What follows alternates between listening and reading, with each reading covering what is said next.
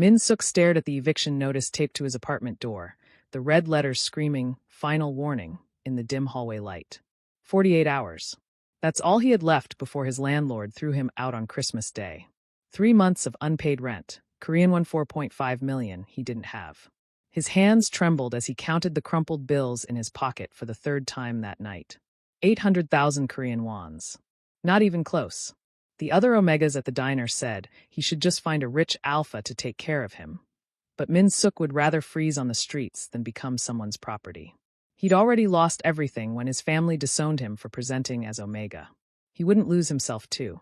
Seoul's outskirts were brutal in winter, especially for a rejected Omega with no pack and no one to call family. Min Suk pulled his threadbare coat tighter as he trudged toward the diner for another double shift. 14 hours of grease burns, grabby customers, and a manager who forgot to pay overtime. His studio apartment was barely bigger than a closet, the heater barely worked, and the neighborhood was so dangerous that even the police didn't patrol after dark. But it was his, at least for 48 more hours. The snowstorm hit without warning, thick flakes turning the narrow streets into a white maze. Min Suk ducked into the diner's back alley for his break, trying to figure out which bills to pay first, when the night exploded with sound. Gunshots. Sharp cracks echoing off brick walls. Then a baby's screams, piercing and desperate, cutting through the howling wind. Min Suk's Omega instincts screamed at him to run, to hide, to survive. But that baby's cries. He ran toward the sound instead. Before I tell you what happens next, subscribe to Starry-Eyed Lovers, and tell me where you're watching from. Min Suk's feet moved before his brain could catch up, slipping on ice as he ran deeper into the alley. Every survival instinct he'd honed over 3 years of living alone in this hellhole screamed at him to turn around. Gunshots meant gang violence. Gang violence meant bodies. Bodies meant police. And police meant questions an undocumented Omega with no pack couldn't afford to answer. But that baby wouldn't stop screaming. The sound was raw and primal, the kind of cry that bypassed logic and went straight to the gut. It triggered something deep in Min Suk's Omega hindbrain, something he'd spent years suppressing with black market suppressants and sheer willpower. His hands clenched into fists as he rounded the corner behind the dumpster, and the smell hit him first. Blood. Fresh and copper-sharp, mixing with the clean scent of snow and something else. Alpha pheromones, thick and overwhelming even in the freezing air. Then he saw them. A massive man lay crumpled against the brick wall, his expensive black coat soaked through with blood that looked black in the dim light. But it wasn't the blood that made Min Suk freeze. It was the way the Alpha's arms were locked around a car seat, his body curved protectively over it even in unconsciousness, shielding the screaming infant from the snow and wind. Min Suk's breath caught. The Alpha's face was half hidden by the shadows, but Min Suk could see the sharp cut of his jaw, the stark paleness of his skin against dark hair matted with melting snow. Blood seeped from multiple wounds, shoulder, side, thigh. So much blood. Too much blood. The baby's cries reached a fever pitch, tiny fists flailing from beneath a blue blanket. Shit. Shit, shit, shit. Min Suk dropped to his knees in the slush, his worn jeans immediately soaking through. He reached for the car seat with shaking hands, but the Alpha's grip was locked tight even unconscious. Let go. Come on, please. The Alpha's eyes snapped open. Min Suk jerked back, his heart slamming against his ribs. Those eyes were dark, nearly black, and they cut through him with an intensity that made his Omega instincts shriek in 2 different directions at once. Run. Submit. Run. Stay.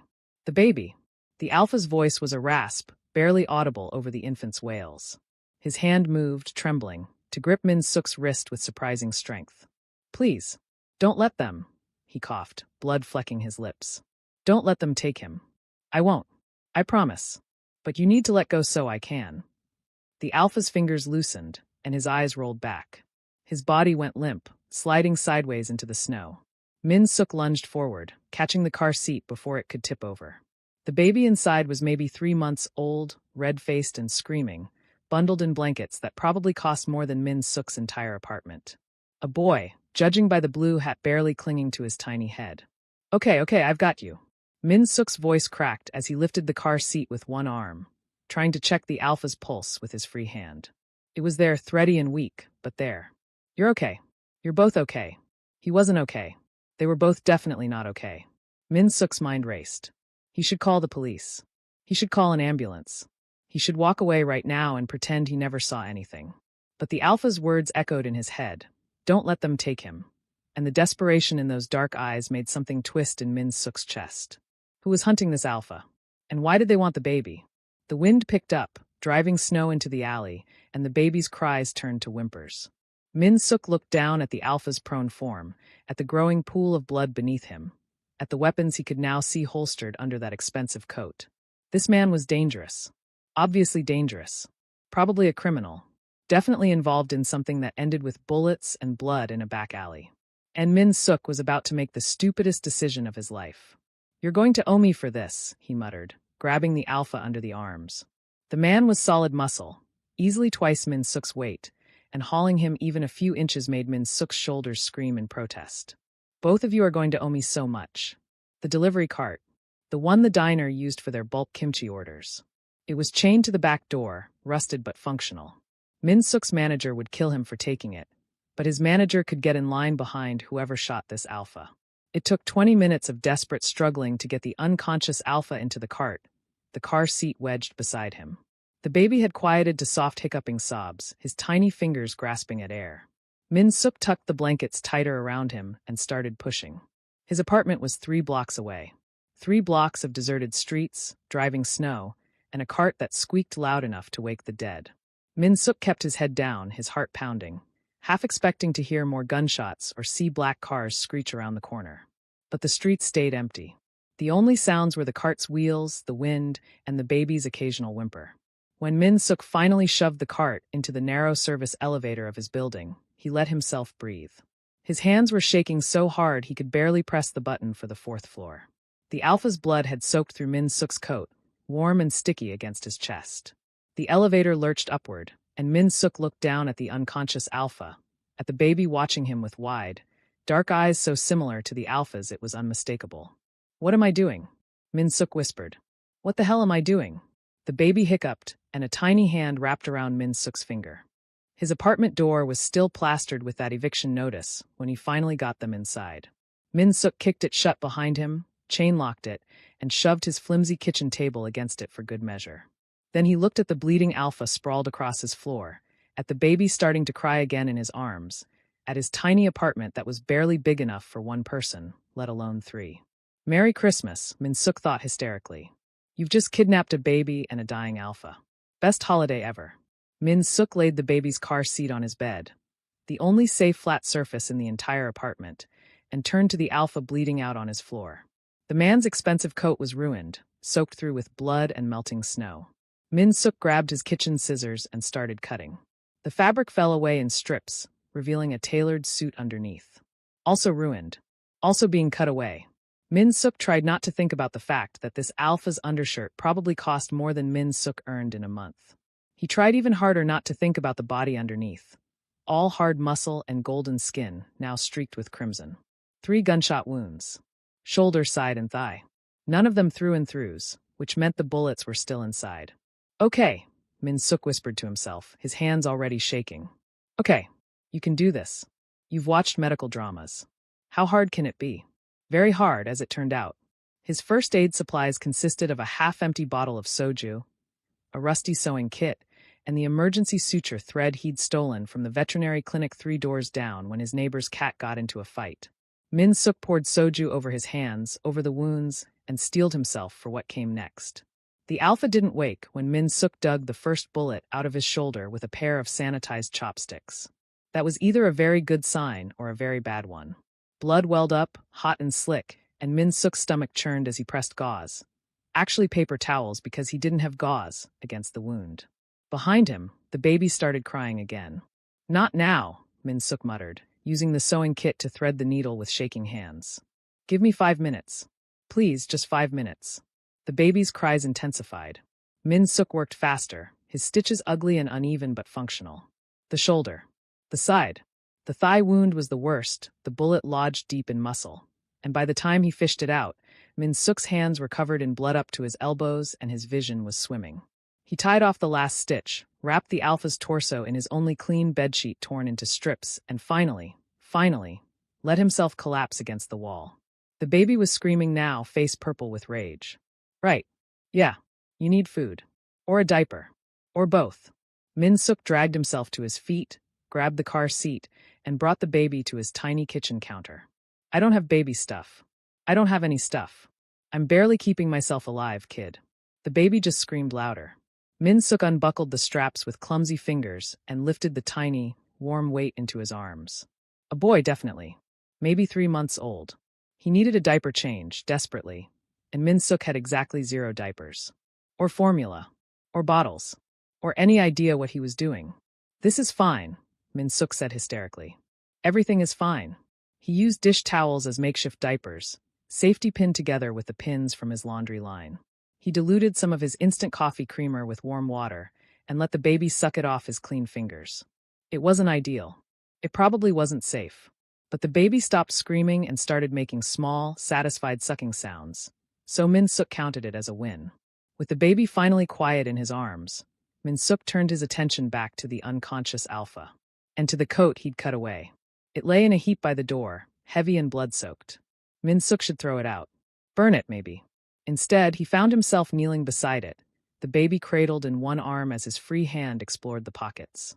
The first thing he found was a gun. Not a small gun. Not a maybe he has it for protection gun. A military-grade Glock with an extended magazine and what looked like a custom grip. Min Suk's breath caught as he set it aside carefully, like it might explode. There was a second gun in the other pocket. And a knife. And brass knuckles. What the hell? Min Suk breathed. What the actual hell? The inside pockets revealed more. Stacks of cash, American hundreds, crisp and new, wrapped in rubber bands. Min Suk counted 5 bundles before his hands started shaking too hard to continue. $50,000. Maybe more. Just sitting in this man's coat. Then came the passports. 4 of them. Different names, different photos that all looked sort of like the Alpha, but not quite. Different countries. Kim Ji-hoon. Choi Tae-sung. James Park. Kaito Nakamura. Min Suk's stomach dropped. The baby made a small sound, nuzzling against Min Suk's chest, and Min Suk held him tighter. There were more items. A phone locked and probably encrypted. A USB drive. Business cards for companies Min Suk had never heard of. And at the very bottom, wrapped in plastic, a small velvet box. Min Suk opened it before he could stop himself. A ring. Gold and simple, with an inscription inside. For Yuki with love. Yuki. The baby's name was Yuki.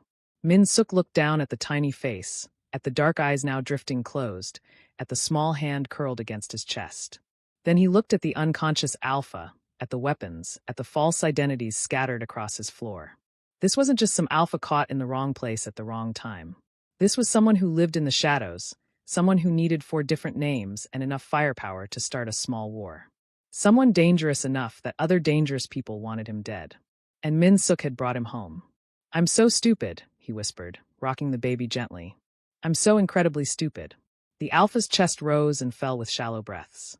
His face, relaxed in unconsciousness, looked younger than Min Suk expected. Handsome in a sharp, dangerous way, with a scar cutting through one eyebrow and another along his jaw. His hair was longer than current fashion, pushed back from his face, and even covered in blood and sweat. He radiated an authority that made Min Suk's Omega instincts want to simultaneously submit and run. The snow continued to fall outside, piling up against the window. The heat in Min Suk's apartment barely worked on good days, and this was definitely not a good day. He could already feel the temperature dropping. Min Suk gathered the weapons carefully, storing them in his kitchen cabinet behind the ramen packets. The cash went into his freezer, the passports into a drawer. He kept the ring box, though, tucked into his pocket. Something about it felt important. Personal. The baby, Yuki, had fallen asleep against Min Suk's shoulder, breathing soft and even. Min Suk made a nest of blankets in the car seat and laid him down gently, watching to make sure he kept sleeping.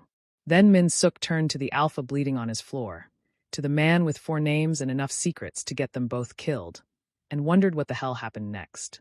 Outside, sirens wailed in the distance. The snow kept falling, and Min Suk sat in his tiny apartment with a wanted man and a baby, realizing he'd just crossed a line he could never uncross. His eviction notice still hung on the door. 48 hours until Christmas. Somehow, homelessness seemed like the least of his problems now. Min Suk jerked awake to cold metal pressed against his throat. Where am I? The Alpha's voice was a rasp, deadly even weakened. Where's the baby? Min Suk's heart stopped.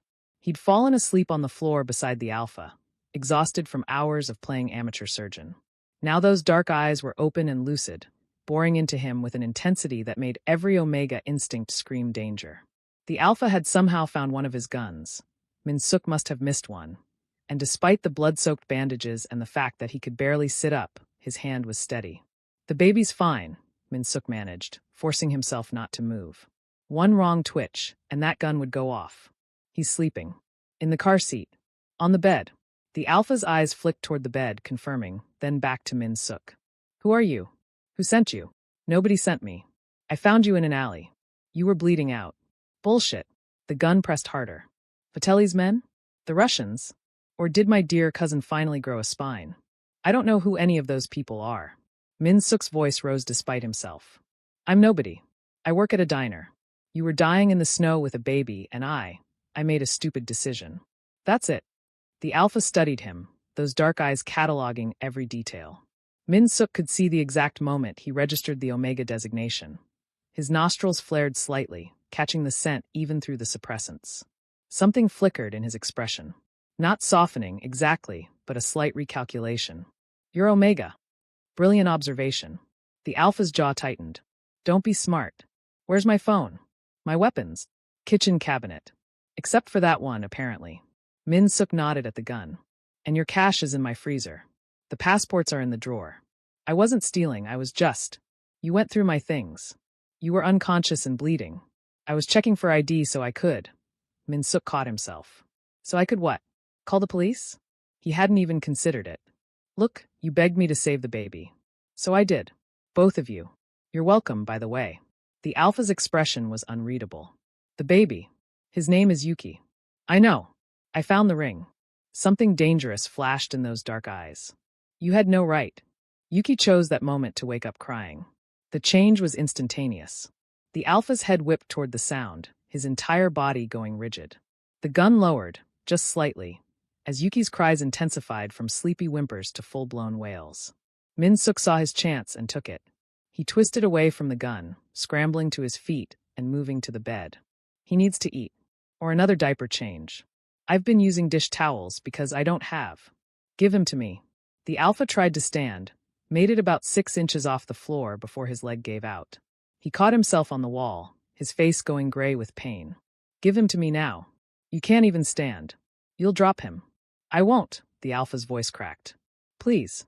I need to see that he's okay." The desperation in that single word, "please," cut through Min-suk's fear. He lifted Yuki carefully, the baby's cries reaching a fever pitch, and crossed the small space to where the Alpha had collapsed against the wall. "Here. But if you pass out, I'm catching him." The Alpha's arms came up, and the moment Yuki settled against his chest, something fundamental shifted. The dangerous edge didn't disappear. Min-suk suspected that never fully disappeared, but it softened. The Alpha's large hand cradled Yuki's head with a gentleness that seemed impossible from someone who'd had a gun to Min-suk's throat seconds ago. "Sh, little one. Uncle's here. I've got you." The words were soft, in Korean, but with a Busan accent Min-suk hadn't expected. "I'm sorry. I'm so sorry." Yuki's cries quieted to hiccups, then to silence. His tiny hand found the Alpha's finger and gripped tight. Min-suk watched, something twisting in his chest. "Uncle." The Alpha didn't look up from Yuki's face. "My brother's son. My brother and his mate, they were killed 4 days ago. Coup attempt in my organization. The baby is the heir, which makes him a target." His voice was flat, emotionless, but his hand trembled slightly as he stroked Yuki's back. "They came for us at the safe house. I got Yuki out, but they followed. The crash in the alley, that was them running us off the road." "Your organization," Min-suk repeated slowly. "You mean? The Choi family. I'm the head." Those dark eyes finally met Min-suk's. "My name is Ji-hoon. And you've made a very dangerous decision, Omega." The wind howled outside, rattling the windows. Snow was falling so thick now that Min-suk couldn't see the building across the street. The weather report that morning had called for light flurries. This was becoming a full-blown blizzard. "The Choi family," Min-suk said faintly. "As in the Choi family. The one that controls half of Seoul's underground. The one that—" He sat down hard on the floor. "Oh my God. I kidnapped a mob boss." "You saved a mob boss," Ji-hoon corrected. "There's a difference." "Is there? Because I'm pretty sure both end with me dead in a ditch. If I wanted you dead, you'd already be dead." Ji-hoon shifted Yuki to his shoulder, wincing at the movement. "You're Omega. unmated from the lack of bonding scent. No pack, or you would have called them instead of doing field surgery with what? Cooking chopsticks. They were sanitized, Min-suk said defensively. You're also clearly insane. Ji-hoon's lips twitched, not quite a smile, but close. What Omega in their right mind drags a bleeding alpha and a baby home in a snowstorm? One who's apparently too stupid to live. Or too kind. Ji-hoon's expression sobered. They'll be looking for us. My enemies. The ones who killed my brother. Once the storm clears, they'll track us. They have resources, connections. And when they find us, they'll kill us both, Min-suk finished. They'll try. Ji-hoon's hand went to Yuki's back, protective and possessive. But I won't let them touch him. Or you. I'm not your responsibility.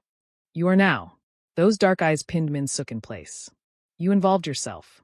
That makes you mine to protect. The word sent a shiver down Min-suk's spine that had nothing to do with the cold.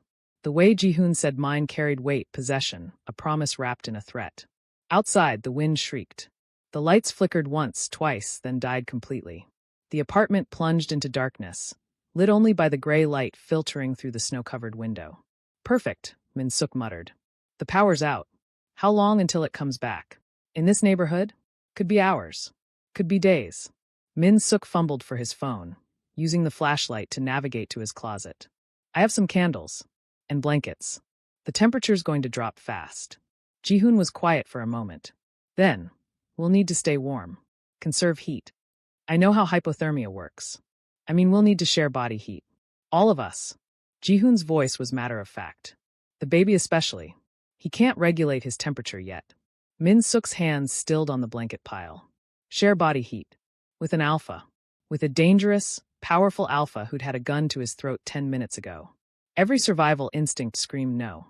But Yuki made a small sound, and Min-suk's Omega hindbrain whispered, protect the baby. Fine, he heard himself say. But you try anything, mob boss or not, and I'm putting those bullets back in you myself.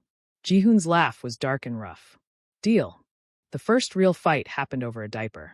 You're doing it wrong, Ji-hoon said from where he was propped against the wall, his leg elevated on Min-suk's only pillow. There is no wrong way to safety pin a dish towel to a baby's butt. Min-suk didn't look up from his work, trying to keep Yuki still on the bed while the baby squirmed. Unless you want to get up and do it yourself? Ji-hoon's silence was answer enough. He'd tried to stand twice in the past hour, and nearly passed out both times. The blood loss was catching up to him, and his body was forcing him to stay down whether he liked it or not. The pin is too close to his skin, Ji-hoon persisted. You'll stick him. I'm not going to stick him. I've done this 4 times already. And the first 3 leaked. Min-suk's hand stilled. He turned slowly to glare at the alpha. Did you just critique my makeshift diapering technique? Someone has to. The baby deserves better than. The baby deserves formula and actual diapers and a warm apartment with electricity. Min-suk snapped. But we're working with what we have. So unless you've got supplies hidden in one of those fake passports, you can shut up and let me work. Ji-hoon's eyes flashed dangerously. Even weakened, even bleeding through his bandages, he radiated authority. The kind of authority that probably made grown men piss themselves in boardrooms or back alleys or wherever mob bosses did their business. Min-suk refused to be intimidated. He'd faced down alphas twice Ji-hoon's size when they got handsy at the diner. He could handle one injured crime lord with an opinion problem. I'm trying to help, Ji-hoon said, his voice tight. You're trying to control. There's a difference. Control keeps people alive. Control is what got you shot 3 times and bleeding in my apartment. Min-suk secured the last pin and lifted Yuki, who immediately started fussing again. When's the last time this kid ate? Ji-hoon's expression shifted, something guilty crossing his features. Before the crash. Maybe 6 hours ago. 6? Min-suk bit off the rest of his sentence. Getting angry wouldn't help. Okay, I have instant coffee creamer. I've been diluting it with warm water, but I don't think it's enough. He needs real nutrition. There's formula in the diaper bag. Min-suk froze. What diaper bag? The one in the car seat. Side pocket. Min-suk wanted to scream. He'd been making do with coffee creamer for hours while there was actual baby formula right there. He unzipped the pocket with shaking hands and found 3 bottles of premixed formula, a package of actual diapers, and a clean onesie. You couldn't have mentioned this earlier? I was unconscious earlier. Then I was being held at gunpoint by you. Then the power went out. Ji-hoon shifted against the wall, his face going gray. Time got away from me. Min-suk took a deep breath. Getting angry wouldn't help. He'd already established that. Fine. Okay. At least we have supplies now. He warmed the bottle against his chest. No microwave, no hot water, and settled on the floor with Yuki. The baby latched on immediately, sucking desperately, and Min-suk felt some of the tension leave his shoulders. You're good with him, Ji-hoon said quietly. Min-suk didn't look up. I'm winging it. So am I. There was something raw in Ji-hoon's voice. I've held him maybe twice before this. My brother and his mate, they didn't want the family business anywhere near their son. They were trying to get out. And now, he didn't finish. He didn't have to.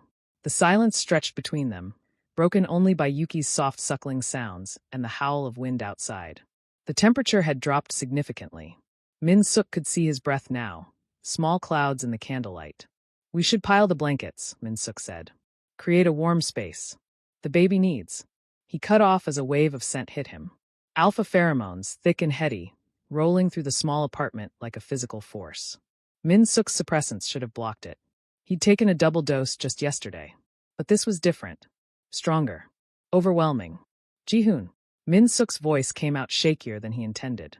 The alpha had his eyes closed, his chest heaving with shallow breaths. Sweat beaded on his forehead despite the cold. Healing response, he gritted out. My body's trying to accelerate recovery. The pheromones, I can't control it. Min-suk knew about healing responses. Every Omega learned about them in their mandatory biology classes, usually accompanied by warnings to stay away from injured alphas because the pheromones could trigger a sympathetic Omega response. Heat adjacent. Dangerous. His suppressants were supposed to prevent this. How long does it last? Min-suk managed, even as his own body started to react. His skin felt too hot, too tight. His Omega hindbrain was waking up, stretching after years of chemical suppression, and it was very interested in the alpha across the room. Hours. Maybe a full day. Ji-hoon's hands clenched into fists. You need to stay away from me. We're in a studio apartment. There is no away. Then take the baby and lock yourself in the bathroom. The bathroom is freezing. Yuki will. Min-suk's breath hitched as another wave of pheromones hit. His vision swam. This is bad. I know. Ji-hoon's voice was strained. Min-suk, I mean it. Get away from me before. Yuki finished his bottle and immediately started crying again. Loud, insistent wails that cut through the pheromone haze. Both men's attention snapped to the baby. Min-suk's Omega instinct surged. Protect the baby, nest, keep the pack safe. Pack. When had his brain decided Ji-hoon was pack? He's cold, Min-suk heard himself say. His voice sounded distant, dreamy. We're all cold. Min-suk, you said it yourself. We need to share body heat. Min-suk gathered every blanket he owned, creating a nest on the floor between them. Omega instinct drove his movements, arranging and rearranging until it felt right. Safe. Warm. For the baby. Ji-hoon watched him with dark, hungry eyes. This is a bad idea. Everything about this situation is a bad idea. Min-suk settled Yuki in the center of the blanket nest, then looked at Ji-hoon. Can you move? Barely. Then I'll help you. Before I tell you what happens next, subscribe to Starry-Eyed Lovers, and tell me where you're watching from. Getting Ji-hoon from the wall to the nest involved a lot of swearing, some reopened stitches, and Min-suk supporting most of the alpha's weight. By the time they collapsed into the blankets, both were breathing hard. Ji-hoon's pheromones were suffocating now, and Min-suk's Omega biology was screaming at him to get closer, to touch, to submit. He did none of those things. Instead, he positioned Yuki between them, creating a buffer. Smart, Ji-hoon said roughly. Using the baby as a chaperone.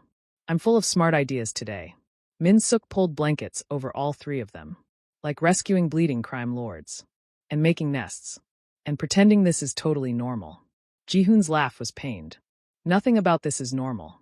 They lay there in the candlelight, Yuki between them, the snowstorm raging outside. The alpha pheromones made Min-suk's skin hypersensitive. Every brush of fabric felt like fire.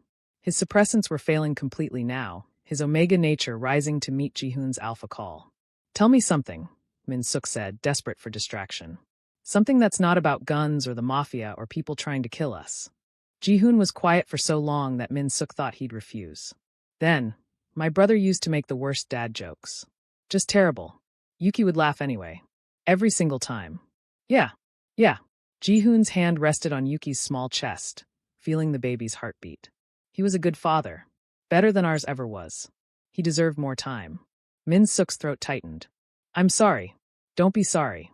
Just help me keep his son alive. Deal. Yuki made a small, contented sound, warm and safe between them. Outside, the storm showed no signs of stopping. Inside, two broken people and a baby tried to create something like warmth in the darkness. And Min Suk tried very hard not to think about how right it felt. Min Suk woke to church bells echoing in the distance. Christmas Eve. The power was still out, but weak gray light filtered through the snow-covered window. Yuki was awake, making soft cooing sounds, and Ji-hoon was staring at the ceiling with an expression Min Suk couldn't read. You should sleep, Min Suk said quietly. I can take him. Can't sleep. Ji-hoon's voice was rough. Every time I close my eyes, I see my brother. Min Suk carefully lifted Yuki from between them, cradling the warm weight against his chest. The baby had been changed and fed an hour ago. They developed a system, wordless and efficient, passing the baby back and forth through the night. It felt disturbingly domestic. You don't have to talk about it, Min Suk offered. Maybe I need to. Ji-hoon shifted, wincing as his wounds pulled. The healing response had finally faded around dawn, leaving him exhausted and Min Suk's Omega instincts mercifully quiet. You risked your life for us. You deserve to know what you're caught up in. Min Suk settled against the wall, rocking Yuki gently. Outside, the snow had finally stopped, leaving everything buried under white. Okay, tell me. Ji-hoon was quiet for a long moment, his dark eyes fixed on Yuki. My father built the Choi family into what it is. Ruthless, efficient, profitable. When he died 3 years ago, I inherited everything, the businesses, the territory, the blood on our hands. His jaw tightened. My younger brother, Jae-sung, wanted nothing to do with it. He met an Omega, fell in love, had a baby. They were planning to leave Korea entirely. Start over somewhere clean. But you wouldn't let them, Min Suk guessed. I helped them. Ji-hoon's voice cracked slightly. I was going to give Jae-sung enough money to disappear. Fake identities, clean passports, a new life. They were supposed to leave December 20th. What happened? My cousin happened. Park Min-jae. He's been gunning for my position since my father died, but he never had the balls to make a move. Until he found out about Jae-sung's plans. Ji-hoon's hands clenched into fists. Min-jae saw an opportunity. If he could kill me and Jae-sung in one move, he'd eliminate both heirs. Take control of everything. Min Suk's arms tightened around Yuki.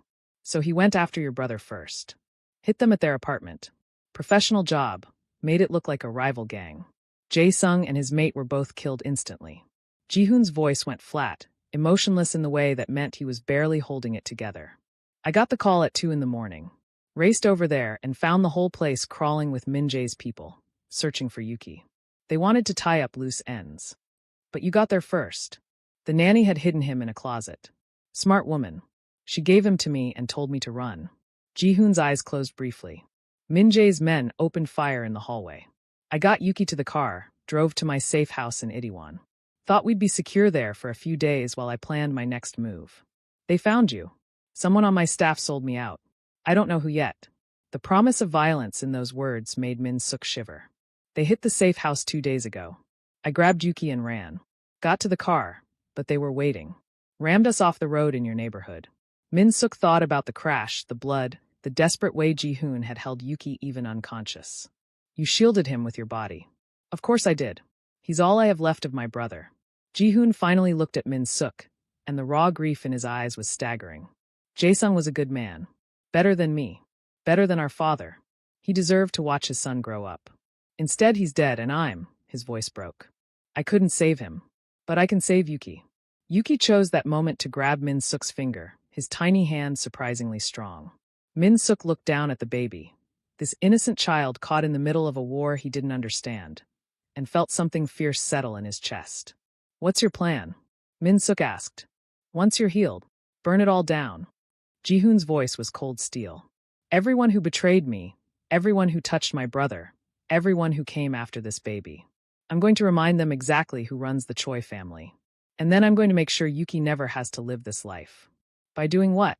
Legitimizing everything.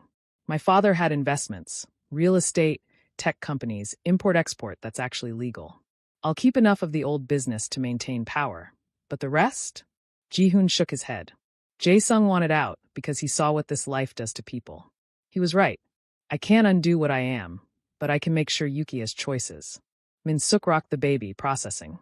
That's surprisingly noble for a mob boss. Don't mistake me for a good man. Ji-hoon's eyes were hard. I've killed people. I'll kill more before this is over. The things I've done, the things I'm going to do, they'd make you sick. Probably, Min-suk agreed. But you're also the man who held a baby while bleeding out, who says his nephew's name like a prayer, who's planning to burn down his own empire to give that baby a future. He met Ji-hoon's gaze steadily. Maybe you're not as bad as you think. Or maybe you're not seeing clearly. Stockholm Syndrome, maybe. Or the pheromones. The pheromones wore off hours ago, and I'm not your hostage. Min-suk shifted Yuki to his shoulder. I'm choosing to be here. For him. And maybe a little bit for you. Ji-hoon stared at him like he was a puzzle that didn't make sense. Why? You don't know me. You owe me nothing. The smart thing would be to turn us in the second the storm clears. The smart thing would have been leaving you in that alley. Min-suk smiled bitterly. But I've never been good at smart decisions. Besides, you were right earlier. I involved myself. That makes me responsible too. That's not how responsibility works. Says who? You. Min-suk laughed quietly. I've been alone for 3 years. No pack, no family, nobody who gave a damn if I lived or died. And then I found you, this broken alpha with a baby, both of you needing help. Maybe I'm selfish. Maybe I just wanted to matter to someone, even if it's only for a few days. Ji-hoon's expression shifted, something almost tender crossing his features. You matter. To who? You barely know me. I know enough. Ji-hoon reached out slowly, giving Min-suk time to pull away.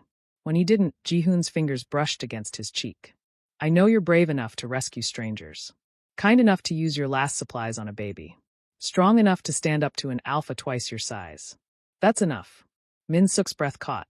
The touch was gentle, almost reverent, and it made something in his chest ache. Ji-hoon. Church bells rang again, echoing through the silent neighborhood. Midnight. Christmas Day. Merry Christmas, Ji-hoon said softly. Before I tell you what happens next, subscribe to Starry-Eyed Lovers and tell me where you're watching from. Min-suk looked at the alpha, at the baby in his arms, at the tiny apartment that had become a sanctuary. Yeah, Merry Christmas. Yuki yawned, his small face scrunching up adorably. Min-suk settled back into the nest of blankets, and Ji-hoon moved carefully to join them. They lay there in the candlelight, the baby between them, and for just a moment, Min-suk let himself pretend this was real. That they were a family. That this feeling would last beyond the snowstorm. Tomorrow, reality would crash back in. Ji-hoon's enemies would come. Decisions would have to be made. But tonight, on Christmas Eve bleeding into Christmas morning, 3 broken souls found something like peace in a tiny apartment at the edge of the world. Min-suk woke on Christmas morning to find himself rearranging blankets. He didn't remember deciding to do it. One moment he was half asleep, and the next his hands were moving on their own, folding and refolding, creating layers and barriers and soft spaces. The apartment was still freezing, but the nest, when had he started thinking of it as a nest, was warm. Safe. Perfect for Yuki. What are you doing? Ji-hoon's voice was rough with sleep. Min-suk froze, his hands still clutching a pillow. I don't know. It wasn't right. The blankets. They needed to be. He trailed off, realizing how insane he sounded. Ji-hoon was watching him with an intensity that made Min-suk's skin prickle. You're nesting. I don't nest. I'm on suppressants. We're on suppressants.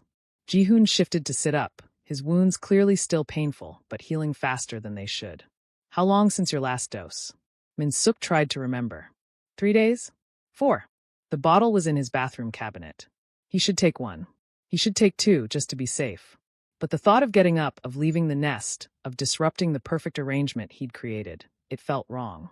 The healing response burned through whatever was left in your system, Ji-hoon said. His dark eyes tracked every movement as Min-suk tucked another blanket into place. Your omega nature is emerging. This is temporary. Once I take more suppressants. You're not taking more suppressants. Min-suk's head snapped up. Excuse me? It's not safe. Not with Yuki here. Ji-hoon's voice was calm, but there was steel underneath. Suppressants suppress everything, including your ability to care for an infant. Your instincts are what's keeping him alive right now. My instincts are what's making me rearrange furniture at 6 in the morning. Your instincts created a warm, safe space for a baby in an apartment with no heat. Ji-hoon gestured at the nest. You've maximized warmth retention, created barriers against drafts, positioned everything so Yuki is protected from all sides. That's not crazy. That's biology. Min-suk looked at what he'd built. Ji-hoon was right. He'd unconsciously created a perfect microenvironment. The thought should have terrified him. Instead, it felt good. Right. I hate this, Min-suk muttered. Liar. Min-suk grabbed another pillow and threw it at Ji-hoon's head. The alpha caught it one-handed, his lips twitching into something almost like a smile, and added it to the nest with a careful precision that made Min-suk's omega hindbrain purr with satisfaction. Wait. Purr. He did not just mentally purr at an alpha arranging pillows. I need coffee, Min-suk announced, standing abruptly. Or something. Anything that's not this. He made it 3 steps before his omega instincts screamed at him. The nest wasn't finished. Yuki was still sleeping, vulnerable, and Min-suk was walking away. Wrong. All wrong. Min-suk gritted his teeth and kept walking. He would not be controlled by biology. He'd spent 3 years suppressing these instincts. 3 years proving he didn't need pack or alpha or any of the things omegas were supposed to want. He wasn't going to crumble now just because some crime lord looked at him like. Like what? Min-suk busied himself in the kitchen, trying to find something edible that didn't require power. He had crackers, half a jar of kimchi, some instant noodles he could eat dry if he got desperate enough. Min-suk. Ji-hoon's voice carried across the apartment. Come back. I'm busy. Doing what? Staring at expired ramen. Min-suk gripped the counter, fighting the urge to return to the nest. To check on Yuki. To make sure Ji-hoon was comfortable, that his wounds weren't bleeding, that. This is ridiculous, Min-suk said to the empty kitchen. I'm not his omega. He's not my alpha. We're just 2 people stuck in a bad situation. You're right. Min-suk spun to find Ji-hoon standing in the kitchen doorway, one hand braced against the frame for support. He shouldn't be standing. He definitely shouldn't be walking. Get back in the nest before you fall over. It's not a nest. It's blankets on a floor. But Ji-hoon's eyes said otherwise. He looked at the arrangement Min-suk had created with something like reverence. Although if it were a nest, it would be the best damn nest I've ever seen. You're delirious from blood loss. Probably. Ji-hoon took a careful step forward. But I'm also right. You've created something safe. Something good. For Yuki. For all of us. There is no us. Min-suk backed against the counter. In a few days, you'll be healed. You'll take Yuki and go back to your world of crime and violence and what? Leave you here. Ji-hoon's voice dropped. In this apartment with an eviction notice on the door? In a neighborhood where you found me bleeding in an alley? Where you work yourself to death for people who don't appreciate you? That's my life. My choice. It doesn't have to be. Ji-hoon moved closer, his scent wrapping around Min-suk even without the healing response amplifying it. Come with us. When this is over, when I've dealt with my enemies, come with us. Min-suk's heart stuttered. You don't mean that. I never say things I don't mean. Ji-hoon was close enough now that Min-suk could see the flecks of gold in his dark eyes. You've proven yourself a dozen times over. You're brave, resourceful, kind. You care for Yuki like he's your own.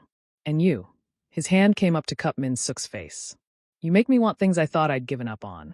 Ji-hoon, I'm not asking you to decide now. I'm just asking you to consider it. His thumb brushed across Min-suk's cheekbone. I can give you safety, security, a home that isn't falling apart, a life where you don't have to fight for every scrap. In exchange for what? Being your omega. Min-suk tried to sound bitter, but his voice came out breathless. In exchange for being yourself. Ji-hoon's smile was soft. The person who builds nests at dawn and argues with mob bosses and saves babies in snowstorms. That's all I want. Yuki's cry cut through the moment. Both men turned toward the sound, their bodies moving in sync. Min-suk reached the nest first, lifting the baby with practiced ease, while Ji-hoon settled back into the blankets with a pained grunt. And just like that, they fell into their rhythm. Min-suk changed Yuki while Ji-hoon prepared a bottle. Ji-hoon held the baby while Min-suk adjusted blankets. They moved around each other like they'd been doing this for years, not days. Min-suk watched Ji-hoon feed Yuki, the alpha's large hands cradling the baby with impossible gentleness, and something in his chest cracked open. This wasn't just about survival anymore. This wasn't just about helping someone in need. This was about wanting. Wanting the alpha who looked at him like he mattered. Wanting the baby who fit perfectly in his arms. Wanting the family he'd convinced himself he didn't deserve. I'll think about it, Min-suk heard himself say. Ji-hoon looked up from Yuki, hope flickering in his dark eyes. Yeah. Min-suk settled into the nest beside them, letting himself relax into the warmth. But I'm not making any promises. I'm not asking for promises. Just a chance. Outside, the sun broke through the clouds, sending golden light across the snow-covered city. Inside, three people who'd found each other in the darkness created something fragile and new. Min Suk's Omega instincts hummed with contentment. The nest was perfect. The baby was safe. The alpha was his. The thought should have terrified him. Instead, as Ji-hoon's hand found his across Yuki's sleeping form, it felt like coming home. The silence woke Min Suk. Not the absence of sound. The apartment still creaked. Yuki still breathed softly in his sleep. Ji-hoon still shifted occasionally in the nest. But the howling wind had stopped. The relentless whistle of the blizzard that had been their constant companion for 3 days was gone. Min Suk extracted himself carefully from the tangle of blankets and limbs, crossing to the window. The world outside was transformed. Everything buried under pristine white, the sun breaking through clouds for the first time in days. Beautiful. Deadly. They'll come today, Ji-hoon said from behind him. Min Suk didn't turn around. How do you know? Because that's what I would do. Wait for the storm to pass, then move in while the target's still trapped. Ji-hoon's footsteps were nearly silent as he approached. My cousin's not stupid. He'll have people watching every exit from this neighborhood. Then we leave before they get organized. Take Yuki and run. To where? Ji-hoon's hand settled on Min Suk's shoulder. I have safe houses, but they've all been compromised. Hotels require ID. We can't risk a hospital for my wounds. And you, his grip tightened slightly. You have nowhere to go. Min Suk stared at their reflection in the window glass. Ji-hoon still looked like death warmed over. Pale, bandaged, moving carefully. But there was a predatory alertness in his eyes that hadn't been there before. He was healing, getting stronger, preparing for war. I could disappear, Min Suk said quietly. Take Yuki somewhere your cousin would never look. I'm nobody. I don't exist in your world. That makes me invisible. Absolutely not. Listen to me. No, you listen. Ji-hoon turned Min Suk to face him, his dark eyes blazing. You think I'd let you walk into danger with my nephew? You think I'd let you sacrifice yourself so I can what? Live with the guilt. Figure out a new plan? You'd be free to fight back. Without worrying about us. I'd be out of my mind worrying about you. Ji-hoon's voice rose, then dropped as he visibly controlled himself. Both of you. Every second of every day. Wondering if Min Jae found you. If you had enough money. If Yuki was safe. If you were, he stopped, his jaw clenching. Min Suk's heart pounded. If I was what? Alive. Happy. Taken care of. Ji-hoon's hands came up to frame Min Suk's face. I can't let you go. I won't. You don't own me. I know that. God, I know that. Ji-hoon's thumb brushed across Min Suk's lower lip. But I want to. I want you to be mine in every way that matters. I want to wake up to you building nests and arguing with me about baby care and looking at me like I'm not a monster. Min Suk's breath hitched. Ji-hoon, let me claim you.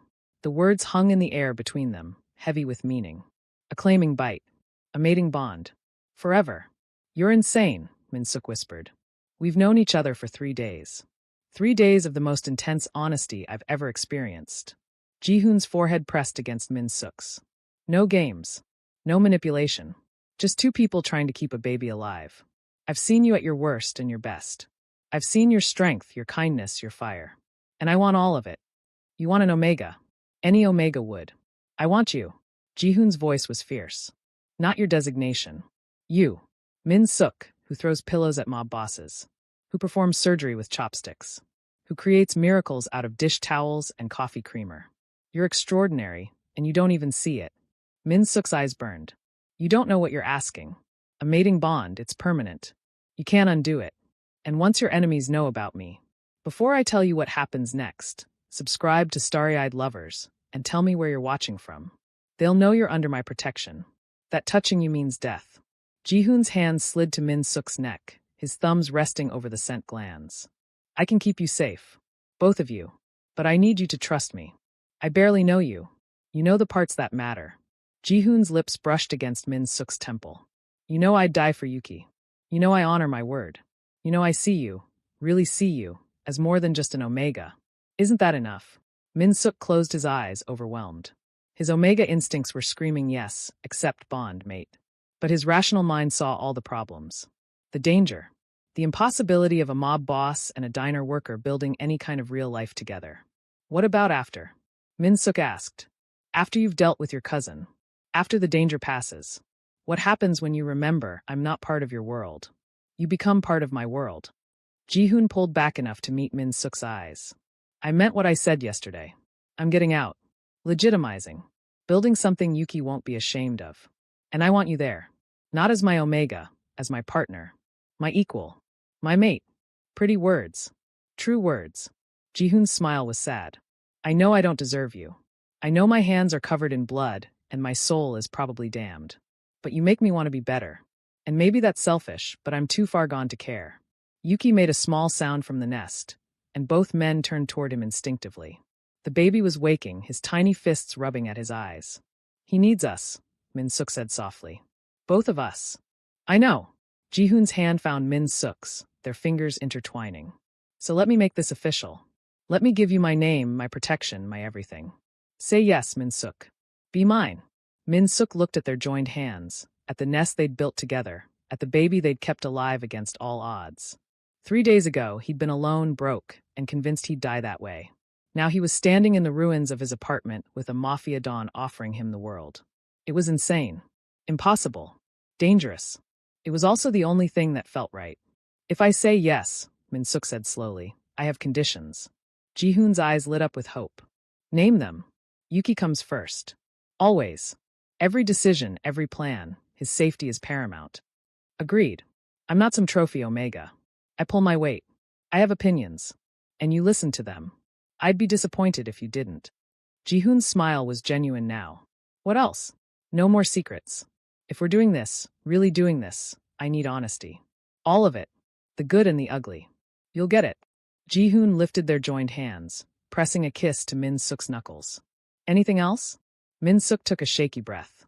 Promise me you'll survive whatever's coming. Because I'm not doing this just to lose you. Ji-hoon's expression softened. I promise. I have too much to live for now. Then yes. The word came out barely above a whisper. Yes, I'll be yours. Ji-hoon kissed him then, fierce and claiming, one hand tangling in Min-suk's hair while the other wrapped around his waist.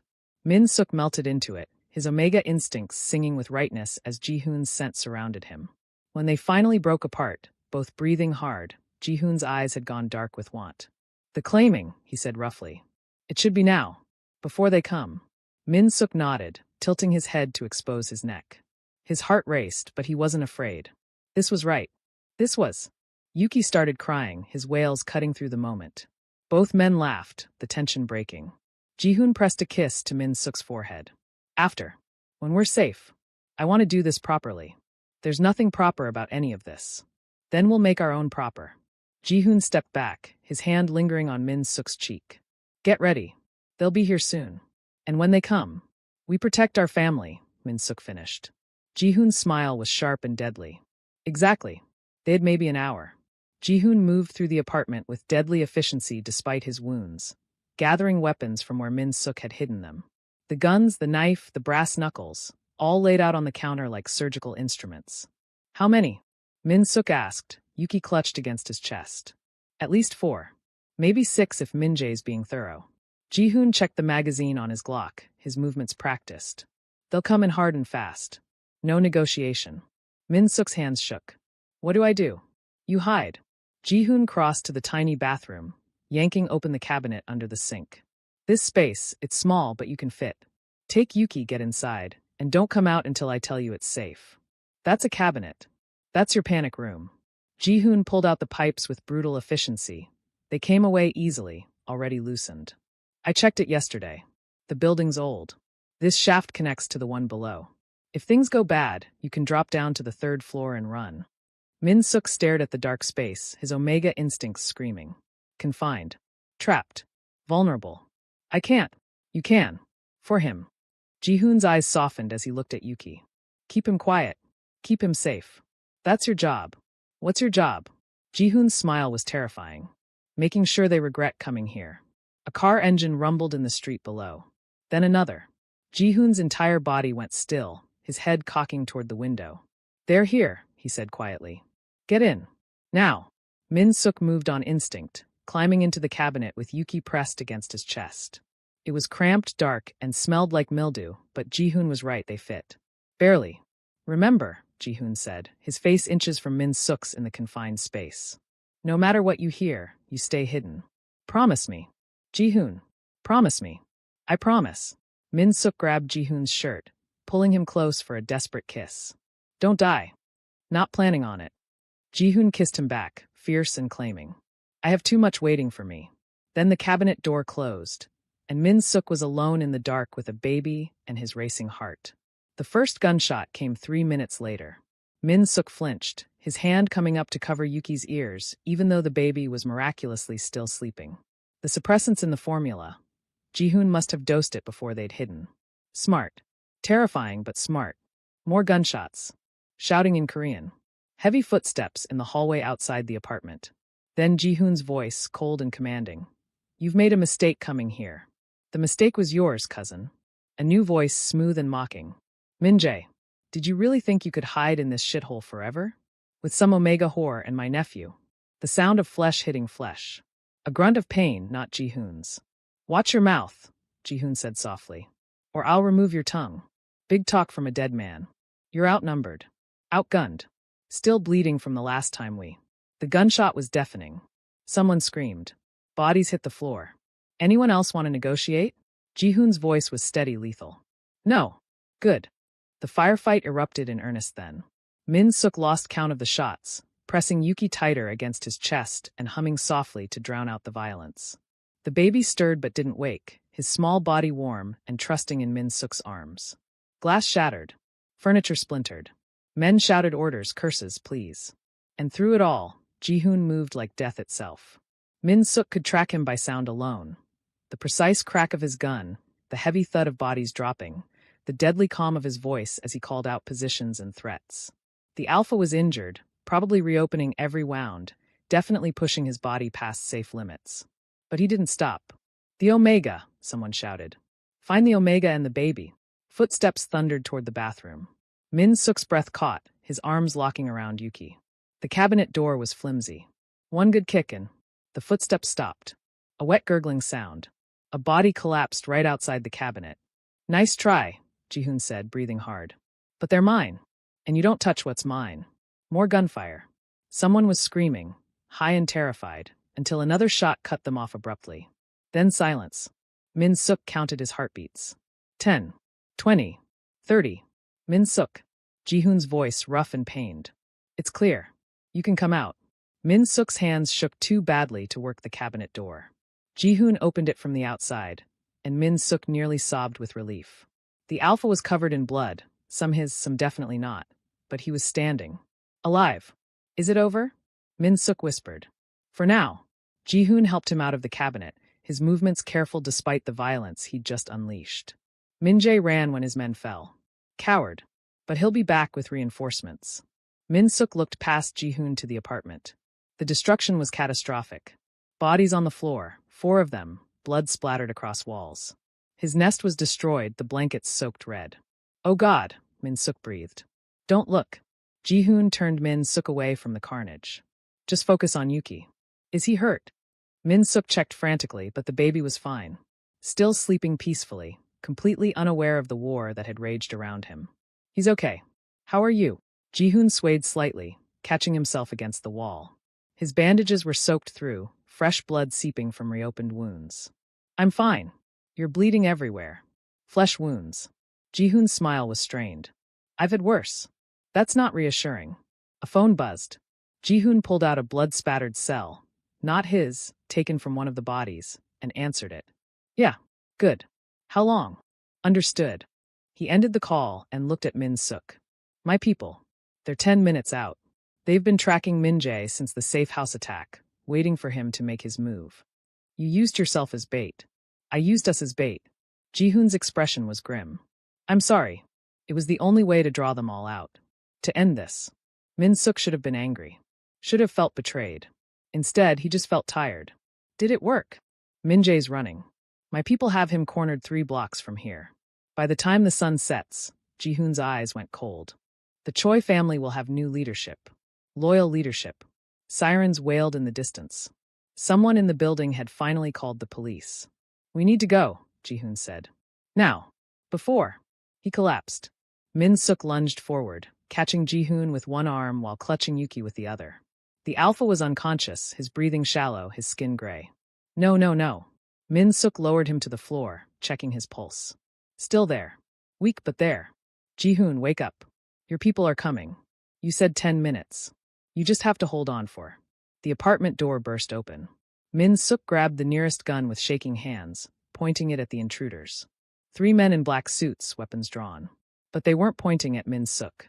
They were lowering their guns, their expressions shocked. Boss!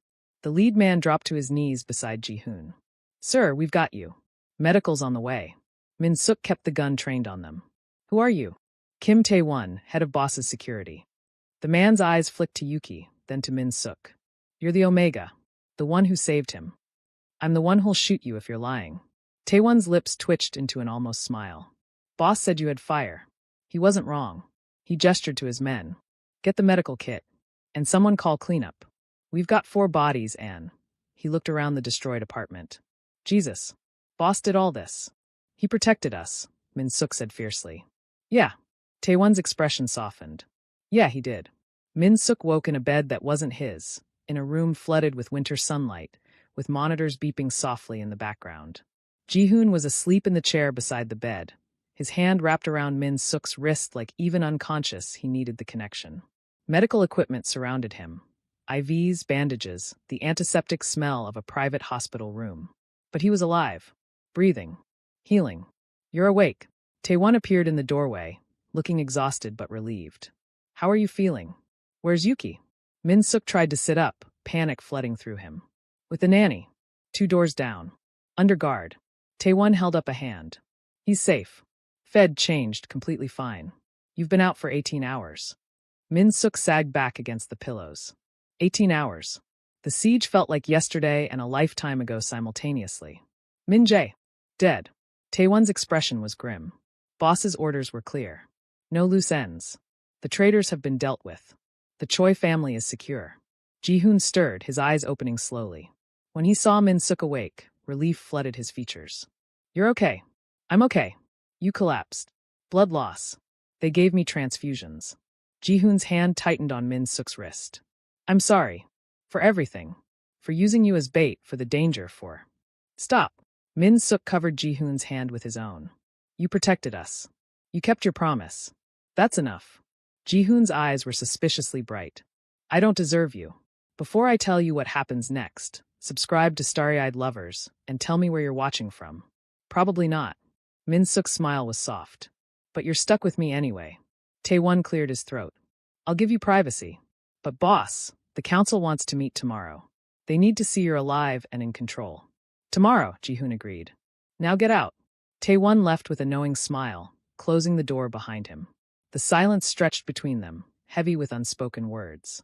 Finally, Ji-hoon stood, moving carefully to sit on the edge of Min Suk's bed. I almost lost you, he said quietly. When those men came for the bathroom, when I heard you in that cabinet with Yuki, I've never been that terrified in my life. But you didn't lose us. We're here. We're safe. Because I got lucky. Because my people arrived in time. Because, Ji-hoon's jaw clenched. It won't happen again. I'm making changes. Legitimizing everything, just like I said. No more wars. No more coups. Just business. Clean business. And if someone challenges you, they'll learn very quickly why that's a mistake. Ji-hoon's smile was sharp. I'm getting out of the dirty work, Min Suk. Not going soft. Min Suk laughed despite everything. Good. I like you dangerous. Yeah. Ji-hoon's hand came up to cup Min Suk's face. Even knowing what I'm capable of? Especially knowing that. Min Suk leaned into the touch. You're dangerous to people who threaten your family. I'm not threatened. I'm protected. Ji-hoon's eyes darkened. About that. The claiming. I want, if you still want. Yes. Min Suk didn't let him finish. Yes. Now. Before something else tries to kill us. Ji-hoon's laugh was breathless. Here. In a hospital bed. I don't care where. I just want to be yours. Min Suk tilted his head, exposing his neck. Claim me, Ji-hoon. Make it official. Ji-hoon's control cracked. He leaned in, his lips brushing against Min Suk's scent gland, and whispered, Mine. Then he bit down. The pain was sharp and immediate, but it transformed almost instantly into something else. Something right. Min Suk felt the bond snap into place like a key turning in a lock, felt Ji-hoon's emotions flooding through the connection. Love, possessiveness, fierce protectiveness, and underneath it all, All that Min Suk had chosen him. When Ji-hoon pulled back, his lips stained with blood, his eyes were molten. My Omega. My mate. Your pain in the ass, Min Suk corrected, but he was smiling. Your argumentative, stubborn, occasionally insane mate. Perfect, Ji-hoon murmured, kissing him softly. Absolutely perfect. 6 months later, Min Suk woke to sunlight streaming through floor-to-ceiling windows and the sound of Yuki's laughter echoing from downstairs. The estate was massive. Too big, Min Suk had argued when Ji-hoon first showed it to him. But it had grown on him. The gardens where Yuki took his first steps. The kitchen where Min Suk learned to cook something other than instant ramen. The library where Ji-hoon worked late into the night, transforming the Choi Empire into something legitimate. Min Suk padded downstairs barefoot, following the sound of his family. He found them in the sunroom, Ji-hoon on the floor with Yuki, helping the 9-month-old stack blocks while the baby babbled happily. "Da-da-da," Yuki chanted, reaching for Ji-hoon. "That's right, little one." Ji-hoon's smile was soft. "And where's Papa?" Yuki's head swiveled toward Min Suk, his face lighting up. "Papa!" Min Suk's heart melted like it did every single time. He crossed the room and dropped to his knees, scooping Yuki into his arms. "Good morning, baby. Did you sleep well?" "He was up at 5, Ji-hoon said wryly. "I've been up since then." "Where were you?" "Actually sleeping for once." Min Suk settled on the floor beside them, Yuki in his lap. "You should have woken me. You needed rest. The nesting yesterday tired you out." Min Suk flushed. He'd spent 6 hours rearranging the nursery, driven by Omega instincts that still surprised him sometimes. It wasn't right. The crib needed to be closer to the window for morning light, and now it's perfect. Ji-hoon kissed his temple. "Like everything you do. Flatterer. Truth teller." Ji-hoon's hand settled on Min Suk's waist, right over the slight swell that neither of them had announced yet. "How are you feeling? Any morning sickness?" Min Suk's hand automatically went to his stomach, protecting. "Not today. I think this one's easier then." He stopped, looking at Yuki. "Do you think he knows? Knows he's going to be a big brother?" Ji-hoon's smile was tender. "Not yet. But he will. And he'll be amazing at it." Yuki grabbed Min Suk's finger, completely oblivious to the conversation about his future sibling, and Min Suk felt that familiar rush of love so intense it hurt. This was his life now. This beautiful, impossible life. "I got the final papers yesterday," Ji-hoon said quietly. "The adoption. Yuki's officially ours. Both of ours." Min Suk's eyes burned. They'd been working on it for months, navigating the legal system, the family court, the questions about an Omega parent and a reformed mob boss raising a child. But Ji-hoon's lawyers were excellent, and his money opened doors. "He was always ours," Min Suk said. "Now it's legal." Ji-hoon pulled out a document, showing Min Suk the official seal. Choi Yuki, son of Choi Ji-hoon and Min Ji-hoon. Min Suk had taken Ji-hoon's name 3 months ago, another piece of belonging clicking into place. Min Suk was gone. He was Ji-hoon now, part of a family, part of something bigger than himself. "Your brother would be proud," Min Suk said softly. "Of what you've built, what you're becoming." Ji-hoon's expression shuddered briefly, pain flickering through the bond. "I hope so. I'm trying. The businesses are clean now. The violence is minimal. I'm building something Yuki won't be ashamed of. He'll never be ashamed of you." Min Suk leaned against Ji-hoon's shoulder. "You're his hero. Mine too. I'm no hero. You saved us. You gave us this life. You chose family over power." Min Suk looked around the sunroom, at the life they'd built. "That's pretty heroic to me." Ji-hoon kissed him then, soft and sweet, while Yuki made disgusted baby sounds and tried to push them apart. They broke apart laughing, and Min Suk thought about that night 6 months ago. The alley. The blood. The desperate decision to save a stranger and a baby. He'd thought he was rescuing them. Turned out, they'd rescued him right back. "What are you thinking?" Ji-hoon asked. "That I'm happy." Min Suk smiled through tears. "For the first time in years, I'm actually completely happy." "Good." Ji-hoon's arm tightened around him. "Because I plan to keep you that way for the rest of our lives." Yuki babbled something that might have been agreement, and they sat there in the sunlight, a family forged in darkness, now thriving in the light, and Min Suk finally felt like he'd come home.